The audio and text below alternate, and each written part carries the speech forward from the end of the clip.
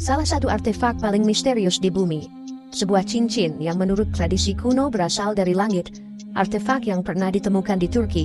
Banyak kisah esoterik menyebutnya sebagai Seal of Solomon atau segel Nabi Sulaiman. Memiliki kemiripan luar biasa dengan cincin dalam kisah Lord of the Rings.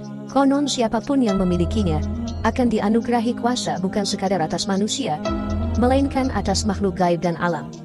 Lalu, siapa yang kini memburu cincin berkekuatan luar biasa itu?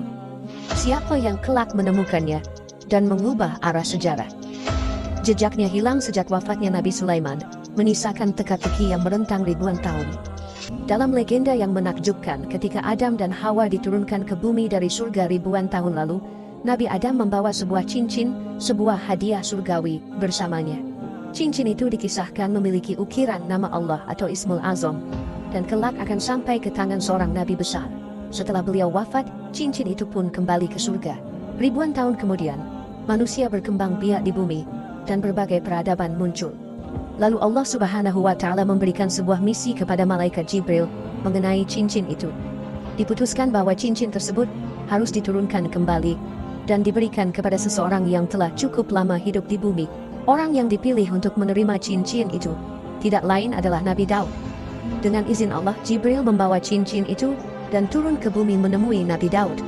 Untuk kedua kalinya, cincin kekuasaan itu meninggalkan surga. Hal ini disebutkan dalam kisah-kisah populer terdahulu. Namun yang jelas menurut Al-Quran Surah An-Naml 15-17, Allah benar-benar menganugerahkan kekuasaan besar kepada Nabi Daud. Lalu siapakah Daud? Apa yang ia lakukan pada waktu itu? Dan untuk tujuan apa cincin itu diberikan kepadanya? Nabi Daud adalah seorang raja yang hidup sekitar 1000 tahun setelah Nabi Ibrahim. Semasa kecilnya, ia adalah seorang penggembala yang menjaga domba dan kambing keluarganya. Ketika dewasa, ia dipercaya memimpin pasukan di negerinya di bawah kepemerintahan Talut. Sebelum masa itu ada seorang prajurit raksasa bernama Jalut atau Goliath, musuh bebuyutan Bani Israel yang hampir tak terkalahkan. Hingga akhirnya Daud maju berperang mewakili Bani Israel dan menghadapi Jalut. Meski Jalut disebut-sebut sebagai raksasa dalam banyak sumber, tinggi badannya diyakini hanya sekitar 2 hingga 3 meter. Al-Quran memang tidak merinci, tetapi tradisi Yahudi dan Kristen menggambarkannya sebagai raksasa dari bangsa Filistin, seperti Ad, umat Nabi Hud, yang disebut memiliki tubuh raksasa dan kekuatan dahsyat.